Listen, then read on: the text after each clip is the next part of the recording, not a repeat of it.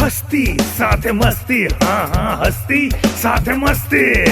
હસ્તી સાથે મસ્તી ને મોજમાં રહે વસ્તી, આપણે તો રહેવાનું મોજમાં. સાંજ સવારે ફક્ત મસ્તીની ખોજમાં, પબ્લિકના ઘટાડી દઈએ ખર્ચા. આવો ભેગા મળી કરીએ ચર્ચા, આવો ભેગા મળી કરીએ ચર્ચા. નમસ્કાર મિત્રો, હું ભાવિન કુમાર. આજની આપણી હસ્તી, જેને જોઈને મને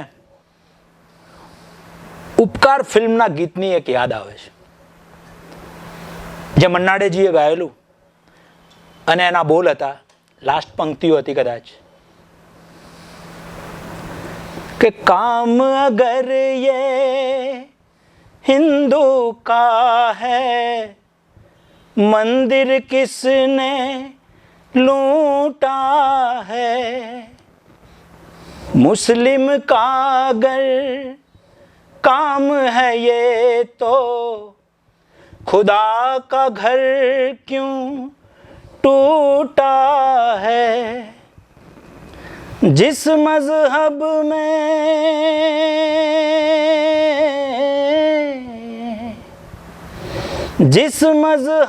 में जायज है ये, वो मजहब तो झूठा है. એવા જ હિન્દુ મુસ્લિમ એકતાના પ્રતીક એવા દરિયાપુર વિધાનસભાના માજી કહેતા પણ મને ઘણું દુઃખ થાય છે, પૂર્વ ધારાસભ્ય કહેતા, મારા માટે તો હજી પણ એ ધારાસભ્ય જ છે, એવા શ્રી ગ્યાસુદ્દીનભાઈ શેખનું હાર્દિક સ્વાગત છે અમારા શો હસ્તી સાથે મસ્તીમાં. ગ્યાસુભાઈ, હાર્દિક સ્વાગત છે. ગ્યાસુભાઈ, રાહુલ ગાંધીજી કહી રહ્યા છે કે મેં મોહબ્બતની દુકાન ખોલી છે. જ્યારે આજના પેપરમાં જ કદાચ જેપી નડ્ડાજીનું બયાન એવું હતું, એમનું કહેવું એવું હતું કે રાહુલ ગાંધીએ નફરતનો આખો મોલ ખોલી દીધો છે. તો આ વિશે આપે શું કહેવું છે? સમગ્ર ભારતની જનતા જાણી ચૂકી છે કે 2014 પછી દેશની અંદર જે લોકો શાસન કરવા આવ્યા છે એ કઈ રીતનું શાસન એ લોકો કરી રહ્યા છે એ સુપેરે ભારતની જનતા જાણે છે. પહેલી સરકાર મેં એવી જોઈ છે આ દેશમાં કે જે પોતે નફરતને બઢાવો આપતું હોય.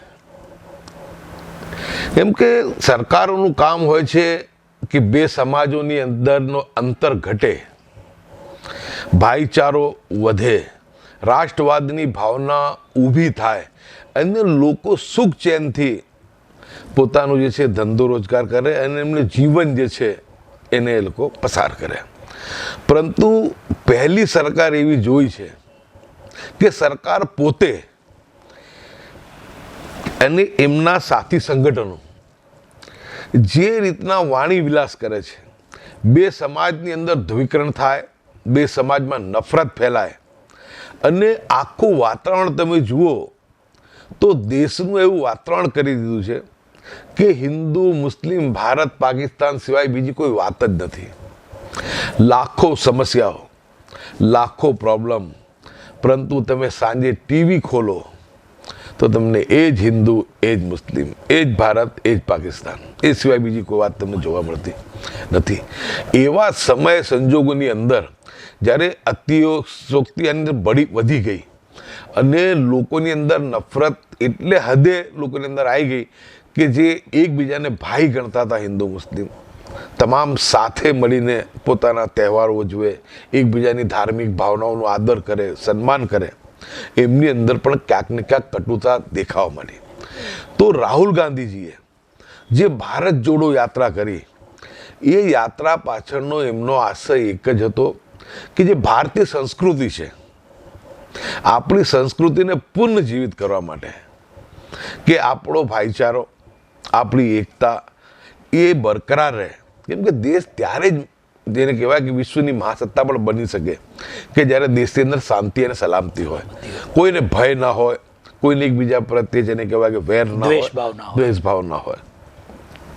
એટલે રાહુલ ગાંધીજીની જે યાત્રા, ભારત જોડો યાત્રા જે થઈ, એ લોકો કહે છે કે એમણે જે છે આજે નફરતની દુકાનને બંધ કરી અને મોહબ્બતનો મોલ એમને ખોલ્યો છે. અને ભારતીય જનતા પાર્ટીની કહેની અને કરણીમાં હંમેશા અંતર રહ્યું છે. હંમેશ લોકોની અંદર એવા મુદ્દાઓને ઉઠાવવા કે જેનાથી ધ્રુવીકરણ થાય, લોકો અંદર દ્વેષ વધે. હવે એ લોકો આજે કે અમે મોહબ્બતની દુકાને રાહુલ ગાંધીએ નફરતનો મોલ ખોલે છે, હું માનું છું કે આનાથી હાસ્યાસ્પદ બીજી કોઈ વાત હોઈ શકે નહીં. દરિયાપુર વિધાનસભા એટલે આજથી કદાચ 20 વર્ષ પહેલાં આપણે જોઈએ તો એકદમ હિન્દુ મુસ્લિમ જ્યારે રથયાત્રા નીકળે ક્યાંક ધમાલ થાય, તોફાનો થાય, છાસવારે કર્ફ્યુને ખાઈ જાય, એવી પરિસ્થિતિમાં આપ શાહપુર વિધાનસભામાં કૌશિકભાઈને હરાવીને જીત્યા. ત્યારબાદ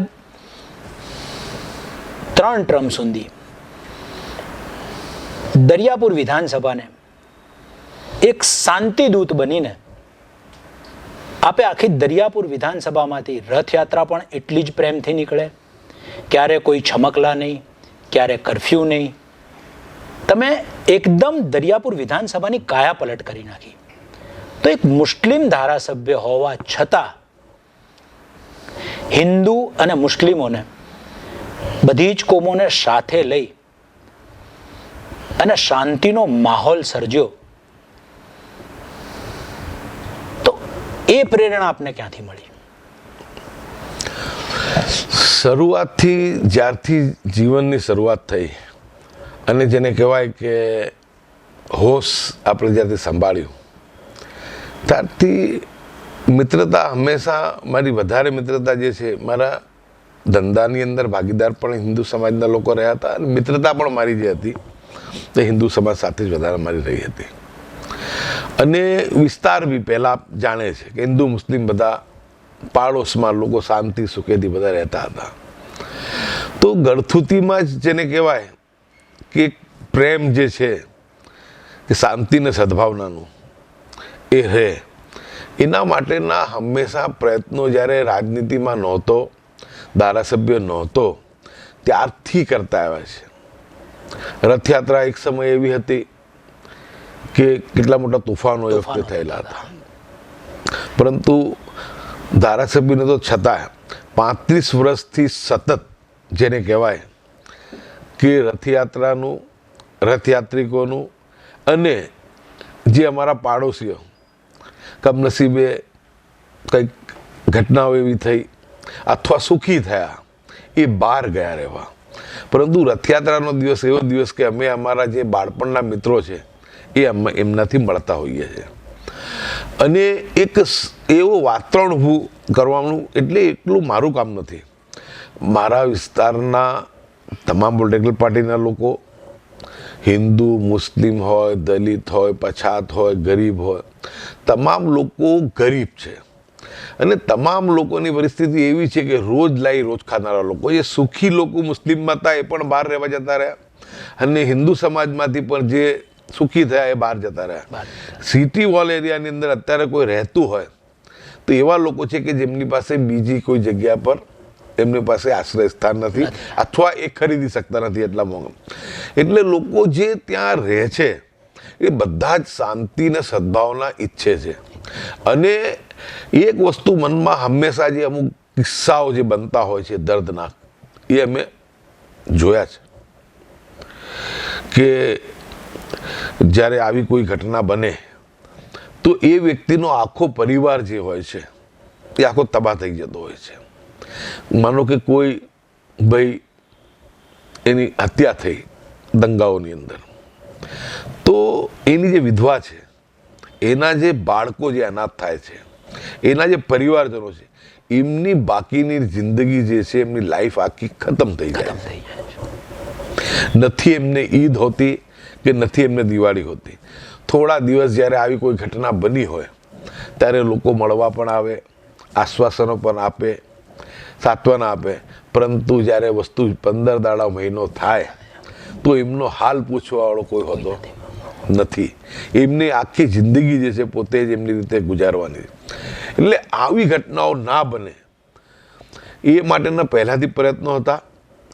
પરંતુ ધારાસભ્ય બન્યા પછી મને બહુ જ આનંદ છે બાબતનો કે 15 વર્ષના ધારાસભ્ય પદ દરમિયાન એક પણ નિર્દોષ વ્યક્તિનો અથવા કોઈ પણ રીતે જેને કહેવાય દંગા કે એમાં કોઈ હત્યા નથી થઈ, કે કોઈએ પોતાનો લાલ નથી ગુમાવ્યો, કોઈ બેન વિધવા નથી થઈ, કે કોઈ બાળકો અનાથ નથી થયા. એટલે એ સારામાં સારું એ જેને કહેવાય કે માનવતા, ઇન્સાનિયત આ જ છે. તમે દરેક જગ્યા પર આપણે પોતાની જાતને મૂકીને જોઈએ આપણે ત્યારે આપણને થાય કે માણસ મતોની ખાતર, સત્તાની ખાતર આટલો ઘાતકી, આટલો રાક્ષસી હોઈ શકે? કે આજે બહુ દુઃખ થાય કે આવી કોઈ ઘટના જ્યારે બનતી હોય તો લોકો એવું પૂછે કે મરનારનો ધર્મ કયો હતો, એ કયો હતો, કોણ હતો? હિન્દુ હતો તો મુસ્લિમ કે બહુ સારું, મુસ્લિમ હતો તો હિન્દુ કે બહુ સારું. એટલે આ જે સ્થિતિનું નિર્માણ છે આ લોકોમાં નથી. હું તો અહીંયા સુધી કહું છું કે હિન્દુ સમાજ જેટલો સહિષ્ણુ સમાજ નથી. સેક્યુલરિઝમની અંદર પણ એક કદમ આગળ વધી ગયો છે બીજા અન્ય સમાજો કરતાં. પરંતુ વર્તમાન રાજનીતિએ લોકોને જે છે એ બિલકુલ ઘાતકી બનાવી દીધા છે. એમના વિચારો જે છે એ વિકૃત કરી દીધા છે. પોતાની વિકૃત રાજનીતિ માટે લોકોને વિકૃત કર્યા છે. બાકી આજે તમે જુઓ કોઈને કોઈ હિન્દુ હોય, મુસ્લિમ હોય, લોકોને કાંઈ જ નથી. હું તો સ્પષ્ટ શબ્દોમાં કહું છું કે આ જે કંઈ નફરત છે એ અમે રાજકારણીઓના પાપના લીધે છે, અમારી મતની લાલસાના લીધે છે. એ અમે જે મતોના માટે જે રાજનીતિ, જે ખેતી કરવા માટેના જે પ્રયાસો કર્યા છે એના પરિણામે આજે બે સમાજ કે જે એકબીજાને પોતાનો ભાઈ માનતા હતા પરંતુ એમની અંદર વેરભાવ ઊભો કરી અને આટલી હદે આપણે લઈ ગયા કે લોકો જે છે અત્યારે તેને જેવા કહેવાય કે શૈતાની કૃત્ય કરતાં પણ બે સમાજમાં અટકતા નથી.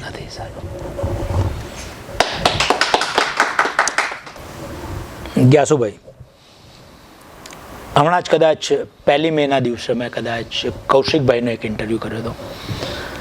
એમાં એમનું કહેવું એવું હતું કે 3 વખતના સૌથી મજબૂત ઉમેદવાર એવા ગ્યાસુદ્દીનભાઈને હરાવીને હું જીત્યો છું. એટલે એક વાત તો સ્પષ્ટ છે કે ભાજપ પણ માનતી હતી કે ગ્યાસુદ્દીનભાઈ બહુ જ મજબૂત છે ધારાસભ્ય તરીકે.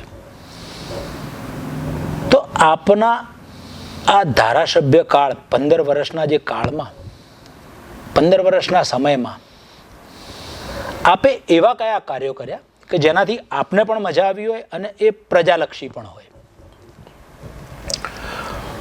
મજબૂતી તો પ્રજા પ્રદાન કરતી હોય છે. સેવા કાર્યો દ્વારા તમે સારું કામ કરો તો લોકો સમર્થન કરતા જ હોય છે. લોકોની નજર બહુ બારીક હોય છે. ઘણી વખત થોડું પરિણામ આગું પાછું થઈ શકે છે, એ સમજી શકાય એવું છે, રાજનીતિ છે.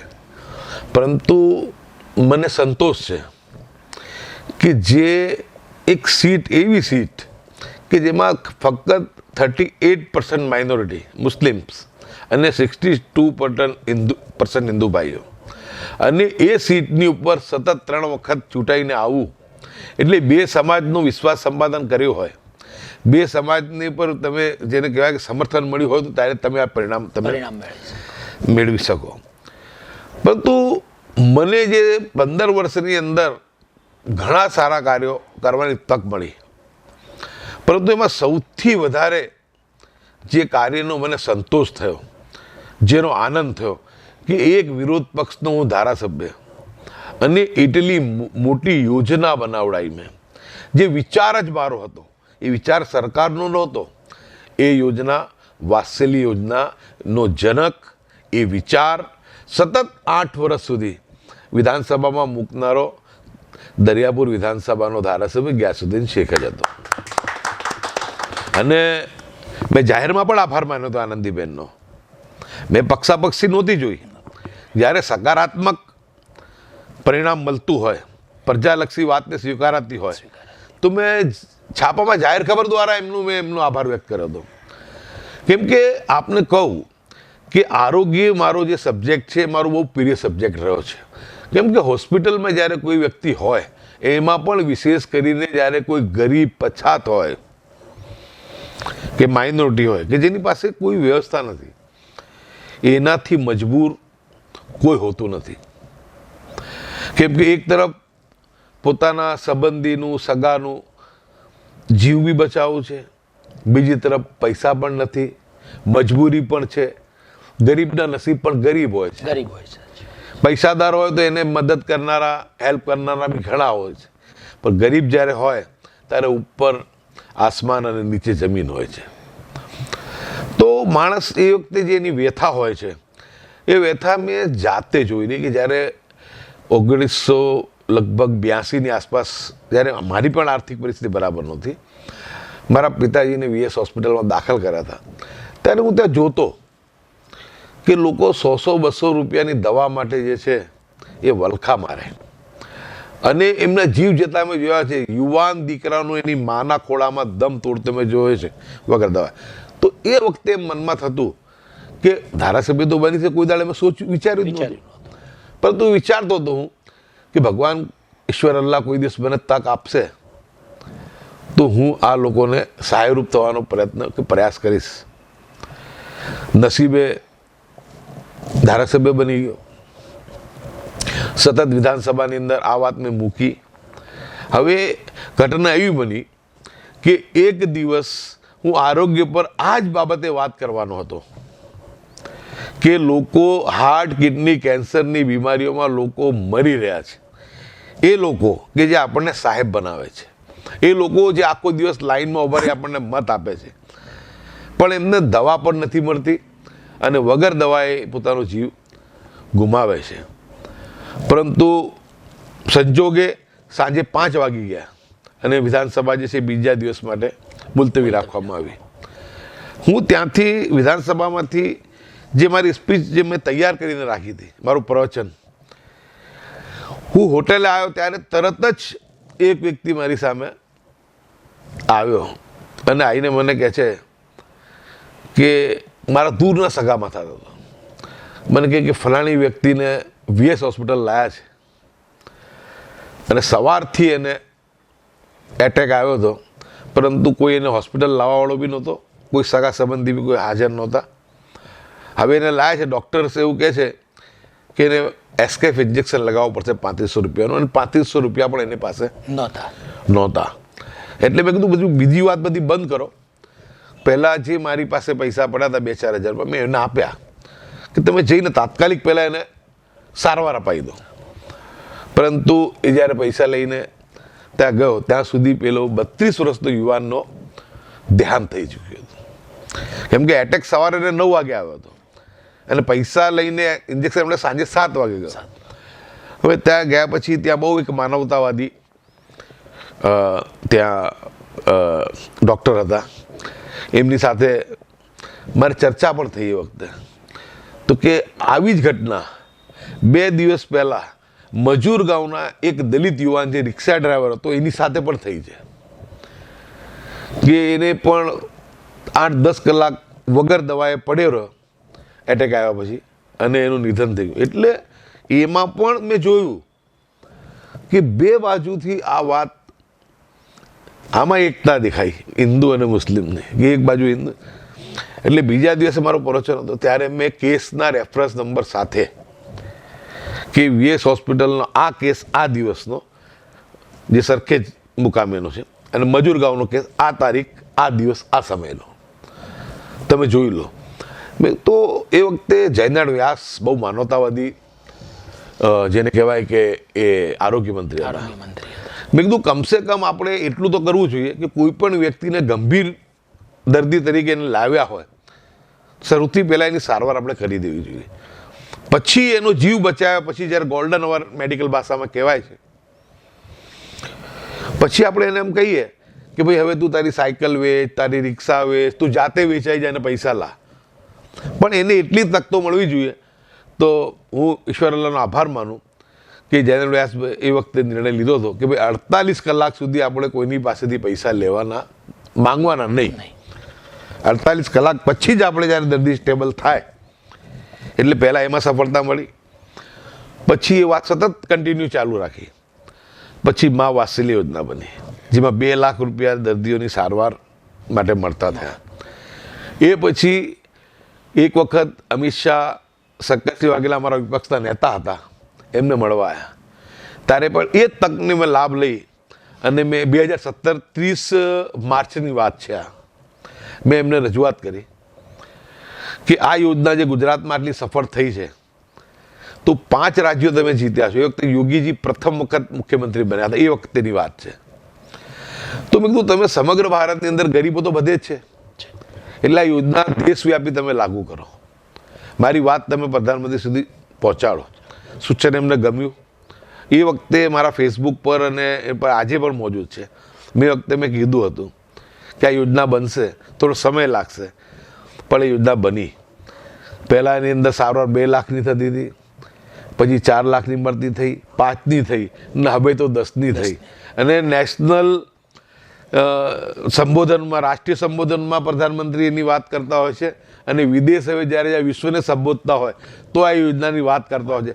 તો મને આનંદ એ બાબતનો થાય છે કે જે એક ગરીબ દલિત રિક્ષાવાળાની વાત, એક મુસ્લિમ રેકડી ચલાવવાવાળાની વાત, એ વાત આજે એટલી વ્યાપી ગઈ, એટલી વધી ગઈ કે આજે વિશ્વના સ્ટેજ પરથી બી આ યોજના માટે વાત થાય છે. તો હું માનું છું કે જે આ વાત્સલ્ય અને આયુષ્યમાન બની, અને જે દિવસે યોજના બની હતી એ દિવસે વિધાનસભામાં મેં કીધું હતું કે હવે મને ટિકિટ મળે કે ના મળે, હું હારું કે જીતું, પરંતુ મને જ્યારે મારો અંતિમ શ્વાસ હશે ત્યારે મને એક બાબતનો ખૂબ આનંદ હશે કે મેં એક વિરોધ પક્ષના ધારાસભ્ય તરીકે પણ કરોડો ગરીબો માટેની સેવાનું જે કાર્ય છે મેં કરાવ્યું છે.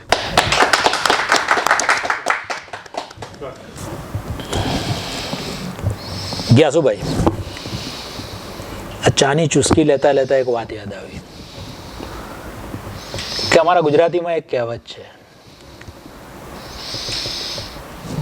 કે જનની જણ તો ભગત જણ, અને કાં દાતા કાસુર, નહીતર રહેજે વાંઝણી, મત ગુમાવીશ નૂર.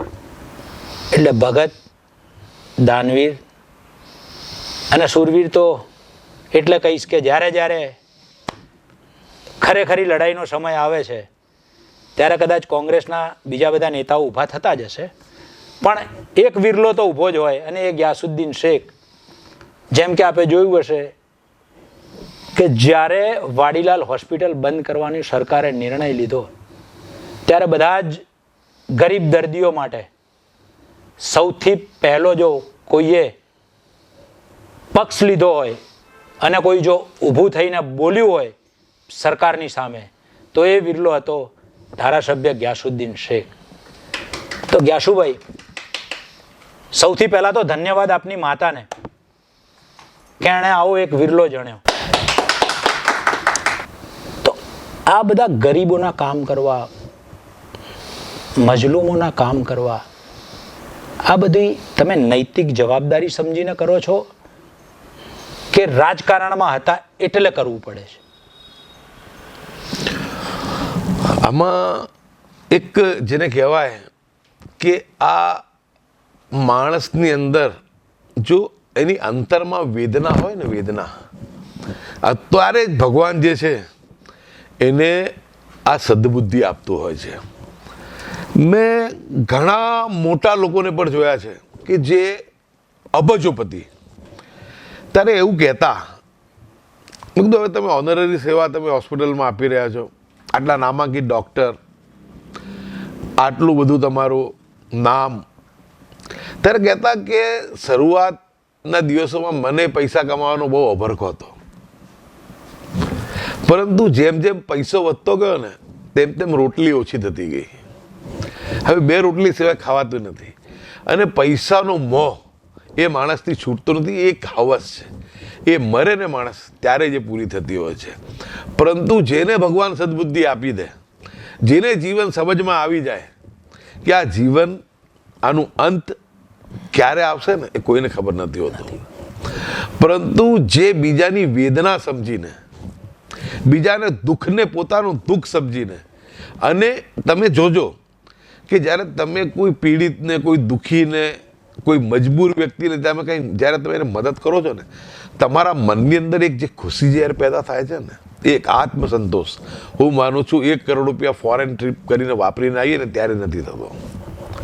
એટલે આ એક કુદરતી એ છે. અને ગરીબાઈ મેં જોઈ છે, મજબૂરી શું હોય છે, પૈસાની શું પરિસ્થિતિ, 1 રૂપિયાની શું કિંમત હોય છે, એ બધી જોઈ હતી. એટલે જ્યારે કુદરતે સત્તા આપી તો સત્તાથી બી લોકોની સેવા થાય. જે નાનું મોટું દાનવીર તો ઠીક છે, આપણી એટલી શક્તિ નથી, પણ યથાશક્તિ દરેક વ્યક્તિએ યથાશક્તિ કાંઈ ને કાંઈ મદદ કરવી જોઈએ. અને શરૂઆત એને એના પહેલાં પરિવારથી કરવી જોઈએ. પહેલાં પોતાના ભાઈ બહેન, પછી કુટુંબ, અને પછી સમાજ. લોકો બહાર તો બહુ દાનવીર થાય, નામ થવાનું હોય ત્યારે, પરંતુ ઘરમાં જે હોય ભાઈ બહેન જે હોય એનો પોતાના, એ તો દુઃખી જ ફરતા, કે ત્યાં નામના નથી મળવાના. એટલે એક ભાવના જે છે એ અંતરથી, આ ભાવના એક સંવેદનશીલ સ્વભાવ આ પહેલાંથી. અને જ્યારે સત્તા મળી, ધારાસભ્ય પદ મળ્યું, ત્યારે તમારી પાસે એક પાવર હોય છે કે એનો તમે ઉપયોગ કરી શકો. હવે ઉપયોગ તમે હરામના પૈસા ભેગા કરવા માટે પણ કરી શકો, લોકોને પ્રતાડિત કરીને પણ કરી શકો, અને એક છે કે લોકોને તમે જે છે કે એને સહાનુભૂતિપૂર્વક એમની મદદે બી જાઓ, લોકોના જીવ બચે એવા પ્રયાસો હોય, લોકોને મદદ થાય, લોકોની હાલાકી ઓછી થાય, એવી પ્રયાસ. અને આ બધી વસ્તુ જે છે એ હું માનું છું કે જેને ભગવાનનો ડર હોય, ઈશ્વર અલ્લાહનો ડર હોય, એ વ્યક્તિ આ બાબતે વિચારી શકે. પણ જે પોતાને જાતને, જેને કહેવાય કે જીવન અને પૈસાને જ પોતાનું ધર્મ માની લે, કે પૈસા જ કમાવા છે, ગમે તે નીતિ અનીતિ, અહીંથી ત્યાંથી લૂંટીને લૂંટપાટ, તો એના માટે આ નથી. એટલે જે પણ વસ્તુ છે, પૈસા હોય, પૈસાનો સદુપયોગ થઈ શકે, સત્તા છે, સત્તાનો સદુપયોગ થઈ શકે, કંઈક આપણી પાસે વિશેષ છે, સારું એજ્યુકેશન છે, સારી સમજ છે, એનો પણ ઉપયોગ કરશે. હું એવું માનું છું કે માણસે જીવનમાં ભગવાને જે કંઈ આપ્યું હોય એનો સદુપયોગ સત્કાર્યો માટે કરવું જોઈએ. એનાથી એક આત્મસંતોષ પણ છે, અને જીવન જીવવાનો જેને કહેવાય કે મકસદ પણ એનાથી હલ થાય છે. કોરોના કાળ એટલે ભયંકર તબાહીવાળો સમય. એવા સમયમાં આપના વિસ્તારમાં ઘણા બધા એવા મુસ્લિમ વિસ્તારો કે જ્યાં એકદમ ગીચ વસ્તી હોય, બિલકુલ, જ્યાં કદાચ 4 ફૂટનું કે 2 ફૂટનું અંતર રાખવું પણ મુશ્કેલ હતું. એવા વિસ્તારોમાં લોકોને સમજાવવા, લોકોને મનાવવા, લોકોને સજાગ કરવા, આ કાર્ય એકદમ કપરું હતું.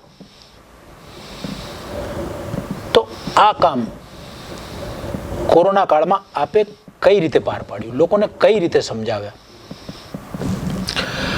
કોરોના કાળની જ્યારે શરૂઆત થઈ, મેં આપને કીધું કે દરેક વસ્તુની અંદર હિન્દુ મુસ્લિમ એંગલ આપવું, પોતાની નબળાઈઓ, પોતાની જેને કહેવાય કે નિષ્ક્રિયતા, કામ નહીં કરી શકવાની જે એમની ક્ષમતા છે, એને હંમેશા હિન્દુ મુસ્લિમ એંગલ આપી અને જે છે લોકોને ભ્રમિત કરવાનું કામ આ સરકાર કરતી આવી. કોરોના જેવી મહામારી, વૈશ્વિક મહામારી, કે આપણે આપણા જીવનની અંદર આટલી ભયંકર ત્રાસદી આપણે નથી જોઈ, કે માણસ માણસની સાથે નહોતો, સગાઓ હોય, સગો બી એનાથી દૂર રહે. અહીંયા સુધી કે અંતિમ ક્રિયાની અંદર પણ લોકો જતા, પોતાના સંબંધી સગાની અંદર જતા લોકો ગભરાતા. એવા સમયની અંદર પણ જેને કહેવાય કે હિન્દુ મુસ્લિમ એંગલ આપવાનું જે પ્રયાસ કરવામાં આવ્યું, અને નિઝામુદ્દીન મરકઝ એટલે તબલીગી મરકઝ જે દિલ્હી સ્થિત છે, ત્યારે એ વખતે પણ મેં કહ્યું હતું, ઝી ચેનલ પર જ મારો ઇન્ટરવ્યૂ ચાલતો હતો, કે મેં કીધું કે નિઝામુદ્દીન મરકઝ અને પોલીસ સ્ટેશન કોમન વોલ છે, કોમન વોલ, એક જ વોલ, અને સીસીટીવી કેમેરા ત્યાંય લાગેલા છે, અને આઈબીના પોઈન્ટ નિઝામુદ્દીન મરકઝ પર કે જ્યાં તબલીગ જમાતના લોકો ત્યાં ધાર્મિક ક્રિયા કરવા આવે છે, એ ત્યાં પણ હતા. એ લોકોએ સામેથી તબલીગ જમાતના લોકોએ જઈને કીધું કે ભાઈ અમારા લોકો ઓચિંતું લોકડાઉન થઈ ગયું, પ્રધાનમંત્રીજી થાળી વગાડતા હતા, સીટીઓ વગાડો, દીવા પ્રગટાવો, પણ તમારે એ વખતે કહી દેવું હતું કે ભાઈ 2 દિવસ પછી લોકડાઉન કરવાનું છે, તો લોકો જ્યાં જવું હોય ત્યાં વહેલા નીકળી ગયા હોય. પરંતુ નૌટંકી કરવામાંથી સરકાર બહાર આવી નહીં, અને જ્યારે લાગ્યું કે સરકાર ભરવી પડી છે આમાં, તો એ જ હિન્દુ મુસ્લિમનો એંગલ. ત્યારે એ વખતે પણ મેં કીધું હતું કે એ નિઝામુદ્દીન મરકઝના લોકોએ ત્યાં જઈને વાત કરી હતી પોલીસ સ્ટેશનમાં કે અમારે ત્યાં 2000 લોકો છે, તમે અમને બસોનો ઇંતજામ કરી આપો, પરમિટ આપો તો અમને અહીંથી મોકલી દઈએ. એમને ના આપી. એ લોકોએ એવું કીધું કે સારું અમને પરમિટ આપી દો, વ્યવસ્થા વાહનોની અમે કરી લઈએ, તો એ ના કર્યું. અને પછી પકડાયા, છુપાયેલા હતા, મળી આવ્યા, આવી વાતો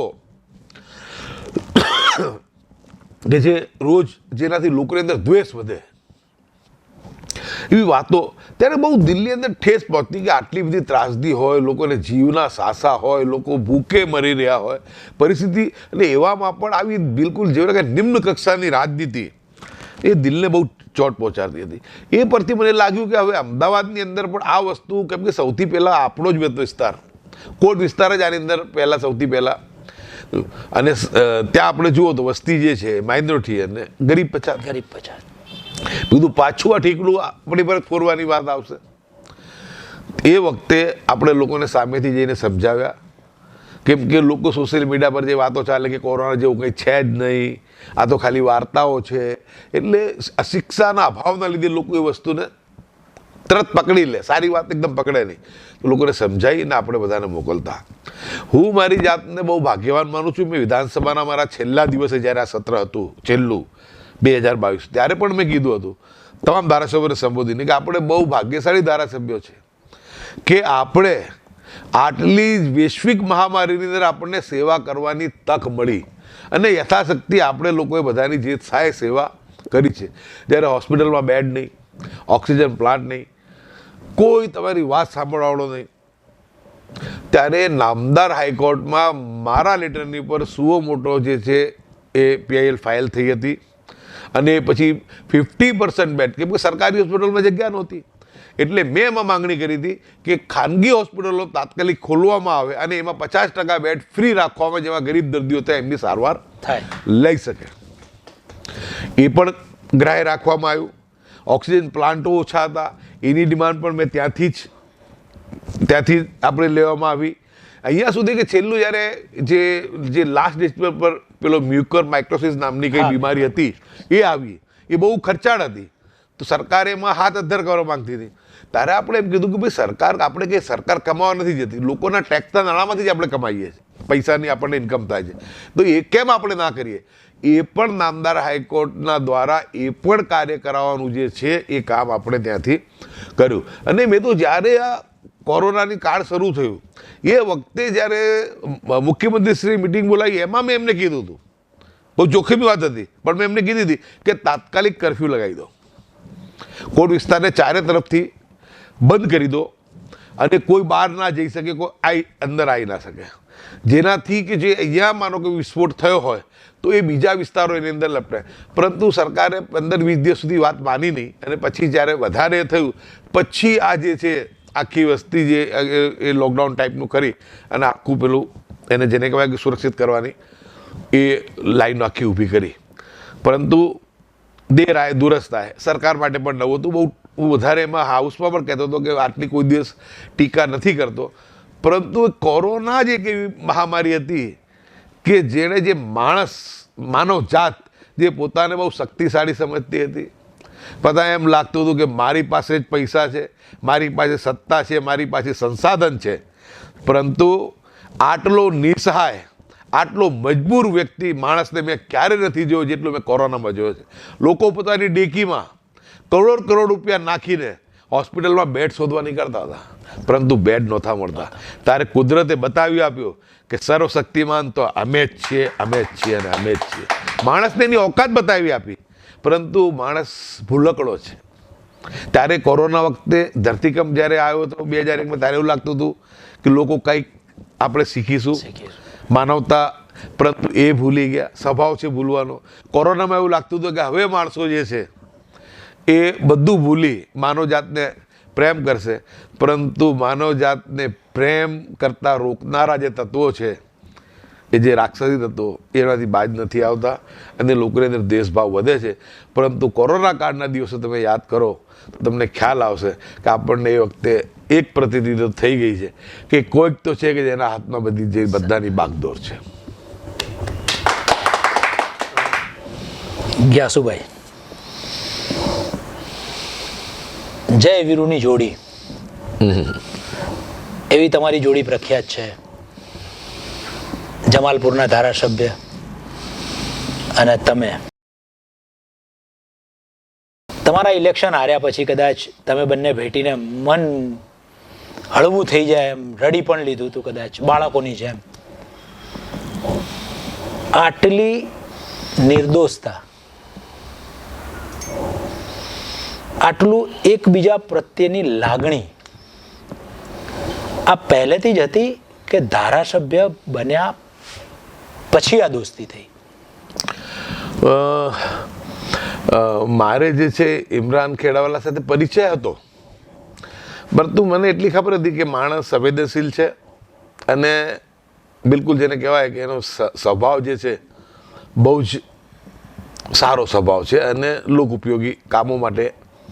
જ્યારે ધારાસભ્ય બનીને મને તો 10 વર્ષ થઈ ગયા હતા ત્યારે ધારાસભ્ય બને, ત્યારે મારે એમની સાથે ભેટો થયો. ત્યારે મેં એમને એક જ વાત કરી કે લોક ઉપયોગી, સમાજ ઉપયોગી સારા કાર્યો કરવા મને તમારા સાથ સહકારની જરૂર છે. કેમ કે જ્યારે 1+1 થાય એટલે 2 થાય, એને સારી રીતે તમે એને કામ પણ કરી શકો. ત્યારે એ વ્યક્તિ કીધું કે ના, તમારી વાત બિલકુલ સાચી છે. અને મેં ત્યારે એને કીધું બી કે તમે શાહરૂખ ખાન નથી કે હું સલમાન ખાન નથી કે લોકો આપણે ચહેરા જોઈને આપણને મત આપતા હોય. સ્વાભાવિક જો લોકો એક વિશ્વાસથી આપતા હોય છે આપણને, લોકોને એક આશા હોય છે કે ભાઈ આટલા લાંબા સમય સુધી આપણા પ્રતિનિધિઓ આપણી સાથે છેતરપિંડી કરી હોય તો હવે એવી અપેક્ષા રાખતા હોય કે હવે જે નવા આવેલા લોકો છે કમસે કમ અમારી સાથે ઈમાનદારીપૂર્વકનું કામ કરે, આપણું કામ કરે અથવા આપણી સાથેનું એમનું વર્તન આપણા માટેનું હોય. તો મારે બહુ કેવું કે મને બહુ મજા આવી, કેમ કે નિખાલસ વ્યક્તિ છે અને દરેક જગ્યા આપણે કોઈ પણ વાત કરીએ એટલે કે હાજી બરાબર છે. અને મારી પણ એક ટેવ છે કે હું પર્સનલી કોઈ દિવસ પર્સનલ રાજકારણમાં હું પડતો નથી. મેં એમને સપષ્ટ શબ્દમાં કીધું, ભાઈ તમારી જે નેતા સાથે બનતી હોય, જેની સાથે પ્રેમ હોય, જેની સાથે મિત્રતા હોય, એ તમે સાચવજો, પરંતુ સારા કાર્યો માટે, સમાજ ઉપયોગી કાર્યો માટે જે લડત હું લડું છું એમાં મને સાથ સહકાર તમે આપો, તો એ મારી વિનંતી છે. અને એ વ્યક્તિએ મને એટલો બધો સારો સાથ સહકાર મને આપ્યો અને એણે કીધું બી કે તમારી પાસે કે બીજી કોઈ વાત હોતી જ નથી, કે જે વાત હોય છે એ લોક ઉપયોગી વાત હોય છે એટલે મારે ના કહેવાની. તો એના લીધે, એના પરિણામે સારા કાર્ય અને લોકોને પણ ગમ્યું, સમગ્ર ગુજરાતના લોકોને પણ જોડી ગમી જય વીરુની, લોકોને જોડી ગમી. અને લોકોને થયું કે ના, કે ભાઈ જે મથે છે અથવા જે કંઈ પ્રયાસો કે કરે છે એ પોઝિટિવ હોય છે અને કોઈ વિવાદ વગરના હોય છે, કોઈની લાગણી. કેમ કે એમની પણ, ઇમરાન ખેડાવાલાની પણ ઇમેજ જે હંમેશાથી જે રહી છે એ સેક્યુલર ઇમેજ જ રહી છે અને બધા સાથેના એમના સંબંધો બી. એટલે જેને કહેવાય કે એકબીજા સાથેનું જ્યારે કે તમારે બે વ્યક્તિ હોય અને વિચાર એક હોય અને ભાવના એક હોય અને ભાવના નેક પણ હોય, તો કુદરતી એની અંદર કુદરતની પણ મદદ સામેલ થતી હોય છે. એટલે જેને કહેવાય કે એક કાર્ય માટે ભેગા થયા હતા, એમાંથી સારા કાર્યોમાં સફળતા મળતી ગઈ અને પ્રેમ જે છે એ મિત્રતાનો પ્રેમ એ વધતો ગયો. ગ્યાસુભાઈ, જેવી ઇમરાનભાઈ સાથે દોસ્તી હતી એવી જ કદાચ આપની જિજ્ઞેશભાઈ માટે પણ હતી. જિજ્ઞેશભાઈને જીતાડવા માટે પણ આપણે ખૂબ પ્રયાસ કર્યા હતા. તો જિજ્ઞેશભાઈ એક દલિત નેતા તરીકે એનું ભવિષ્ય આપને કેવું લાગે છે? જિજ્ઞેશભાઈને મેં જીતાડવા માટે મહેનત કરી એ કહેવું પણ વ્યાજબી નથી. એમણે પણ મને જીતાડવા માટે મહેનત કરી છે. એ મારા વિસ્તારમાં 2 દિવસ મારા માટે પણ રોકાયા હતા. એટલે જિજ્ઞેશભાઈની અંદર હું એમ જોઈ રહ્યો છું કે અત્યારે જે આખી જે પરિસ્થિતિનું નિર્માણ જે એક શૂન્યાવકાશ દેશની અંદર દલિત સમાજની રાજનીતિમાં આવ્યો છે, એક સમાનામાં કાશીરામજીનું, રામવિલાસ પાસવાનજી, એટલે મોટા ગજાના નેતાઓ હતા. અત્યારે કમનસીબે એમના ધ્યાન પછી એવી કોઈ વ્યક્તિ મજબૂત દલિત સમાજમાં જો કોઈ દેખાતી હોય, જો વિકલ્પ કોઈ બનીને ઉભરી શકતું હોય તો એ જિજ્ઞેશ મેવાણી છે. અને જિજ્ઞેશ મેવાણીને હું એમને એટલે મિત્ર ગણું છું કે એમની કે મારી ને ઇમરાનની જે વિચારધારા છે એ એમની વિચારધારા છે કે હંમેશા શોષિત, પીડિત અને જેમની પર અત્યાચાર થાય છે એવા લોકો માટે લડવાની જે એ છે. હું માનું છું કે અત્યારના સમય સંજોગની અંદર બધા લોકો પ્રોફેશનલ થઈ ગયા છે. રાજકારણની અંદર પોતાનો નફો નુકસાન પોતાની આર્થિક સ્થિતિ જોતા હોય છે, પરંતુ જિજ્ઞેશ મેવાણીને જે મેં જોયા છે, જે મેં અનુભવ્યા છે, એ પ્રમાણે હંમેશા કોઈ પણ જગ્યા જવું હોય અને ક્યાંક અત્યાચાર દલિત પર થયું હોય, માઇનોરિટી પર થયું હોય, આદિવાસી પર થયું હોય, બધે બોલે છે. એટલે એવું બી નથી કે માત્ર દલિત. સ્વાભાવિક છે, હું મુસ્લિમ સમાજમાંથી આવું એટલે મુસ્લિમ સમાજના પ્રશ્નો મારી પાસે જ વધારે આવવાના, એટલે મારે એ સમાજ માટે મારે કહેવું જ પડે. પણ સાથે બીજા ઉનાકાંડ વખતે અમે બોલ્યા છે, પાટીદાર માટે હું બોલ્યો છું, એ રીતના જે જિજ્ઞેશભાઈ પણ. એટલે જિજ્ઞેશભાઈનો જે છે હું ભવિષ્ય બહુ ઉજ્જવળ જોઉં છું, કેમ કે નાની ઉંમર પણ છે, અત્યારે મોટું રાજકારણ છે, પણ એમની પાસે વિઝન છે. અને આટલું કહું તમને કે રાહુલ ગાંધીજી પણ એમને બહુ જ પસંદ કરે છે એમના લડાયકતાના લીધે. શેખ સાહેબ, તમારી જિજ્ઞેશભાઈ, ઇમરાનભાઈ જેવા જ બીજા એક કોંગ્રેસના નેતા છે, આદિવાસી નેતા અનંતભાઈ પટેલ. હા, એ પણ આવા જ એક લડાયક છે. તો એમના વિશે આપે શું કહેવું છે? આદિવાસી સમાજની અંદર આક્રમકતાપૂર્વક નેતૃત્વ કરવાની ક્ષમતા, કેમ કે ગયે વખતે અનંતભાઈની પહેલી ટર્મ હતી.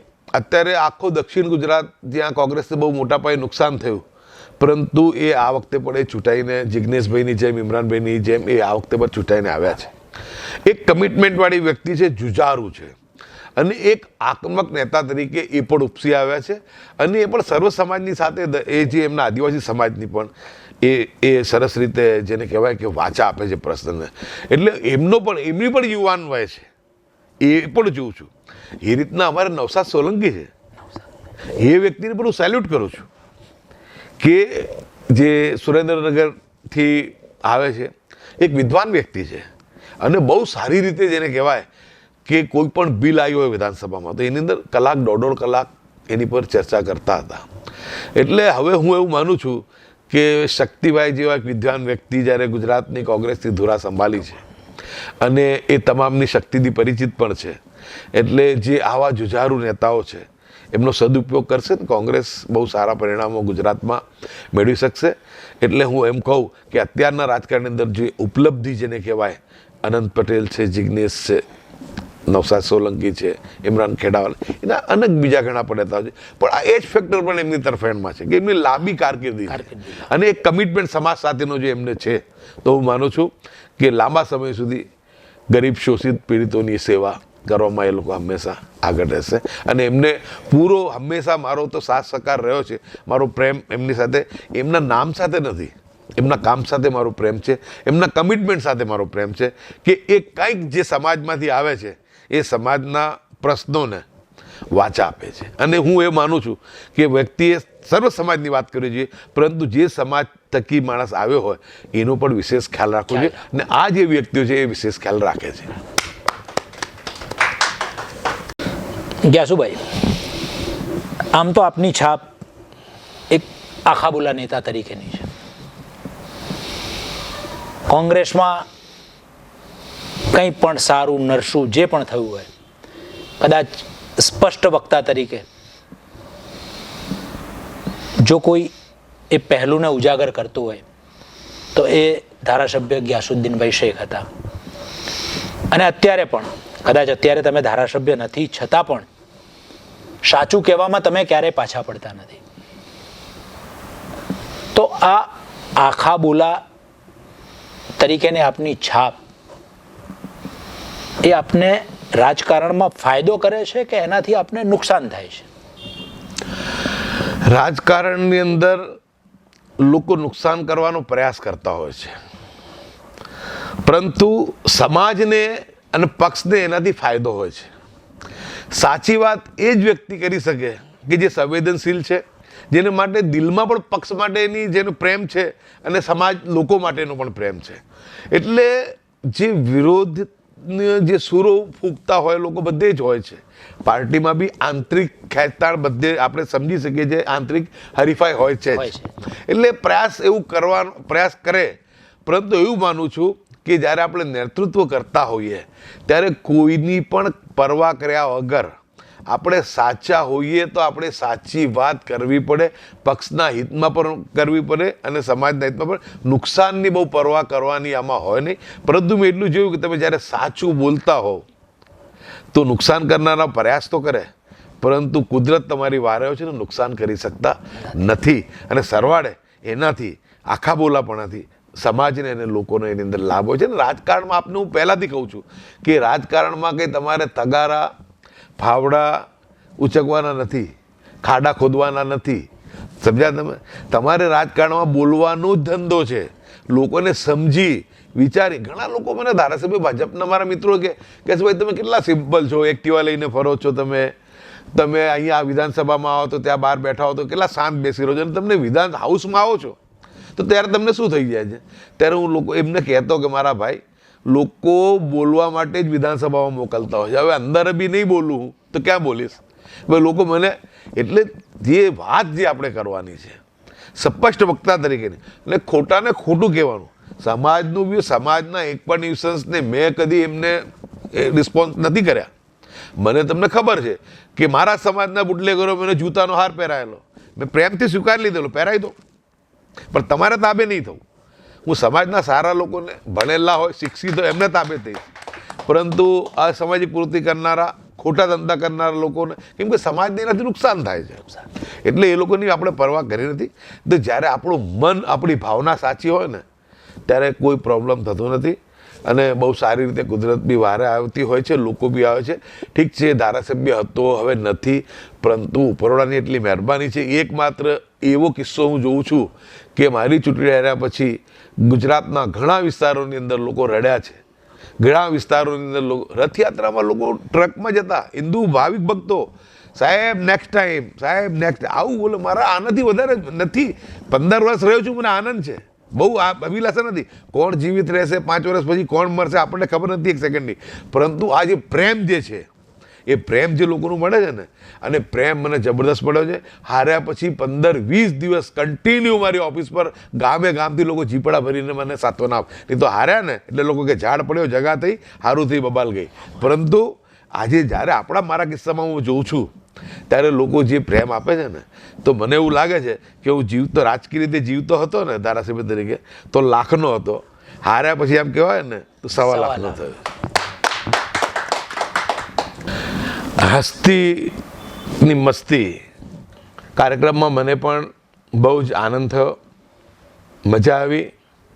અને મારો એક જ સંદેશ છે મારા ગુજરાતીજનોને કે ધારાસભ્ય બનીશું તો કોંગ્રેસ બનશે કે ભાજપમાંથી બનશે, મંત્રી બનશે તો કોંગ્રેસમાંથી બનશે કે ભાજપમાંથી બનશે, તમારા ભાગે લાઈનમાં જ ઊભા રહેવાનું આવવાનું છે. તો મહેરબાની કરીને અમારે ચડાવે ચડીને તમે લડતા નહીં, પ્રેમથી, ભાઈચારાથી, સદભાવનાથી રહેજો. રાજકીય લોકોના જે મેલી મુરાદો હોય છે કે બે સમાજની વચ્ચે વૈમનસ્ય ઊભું કરવું, બે સમાજની અંતર વધારવું અને ધાર્મિક દ્વિકની રાજનીતિ કરવી, એનાથી દૂર રહેજો. તમને એનાથી કોઈ ફાયદો થવાનો નથી. જે ફાયદો થવાનો છે એમ રાજકીય લોકોને થવાનો છે. મંત્રી કે ધારાસભ્ય બધું અમને મળવાનું છે. તમને લડાવીને અમે લોકો જે છે, જે કૃત્ય કરીએ છીએ, રાજકીય લોકો જેને કહેવાય, અમારે શરમથી કહેવું પડે કે જે અમારે રાજકીય, જે અમારી જ્ઞાતિ કહો કે જે કહો, એ લોકો જે કરતા હોય છે એ ના થવું જોઈએ. અને રાજકીય લોકોએ પણ એટલું જ પણ વિચારવું જોઈએ કે સર્વે સર્વ આપણને જે જનતા બનાવે છે એ જનતા જે આપણે શક્તિ પ્રદાન કરે છે એ જનતા સુખી થાય, એનું ભલું થાય, શાંતિ પ્રેમ ને ભાઈચારાથી રહે એવા આપણા પ્રયત્નો હોવા જોઈએ. રાજનીતિને કોરાણે મૂકી આપણે પ્રેમ પાંગરે દેશ મજબૂત થાય ને રાષ્ટ્રવાદ મજબૂત થાય ને આપણો જે ભારત દેશ છે એ વિશ્વની મહાસત્તા બને એ માટે આપણા માટે શાંતિ પ્રેમ ભાઈચારો જરૂરી છે. તો આવો મિત્રો, આપણે પણ પ્રભુને પ્રાર્થના કરીએ, અલ્લાહ, ઈશ્વર, જીજસ બધાને પ્રાર્થના કરીએ અને કહીએ કે આવા વ્યક્તિત્વને આજે કદાચ મોકો નહોતો, પણ ફરીથી એકવાર પ્રજાની સેવા કરવાનો મોકો આપે અને આ વ્યક્તિત્વ દિવસે ને દિવસે પ્રગતિ કરતું રહે અને લોકોની સેવા કરતું રહે એવી અભ્યર્થના સાથે આજના આપણે આ પ્રોગ્રામની આપણે પૂર્ણાહુતિ કરીશું. હસ્તી સાથે મસ્તીમાં આવતા એપિસોડમાં આવી જ કોઈ એક અલગારી વ્યક્તિને મળીશું. જય હિન્દ, જય ભારત.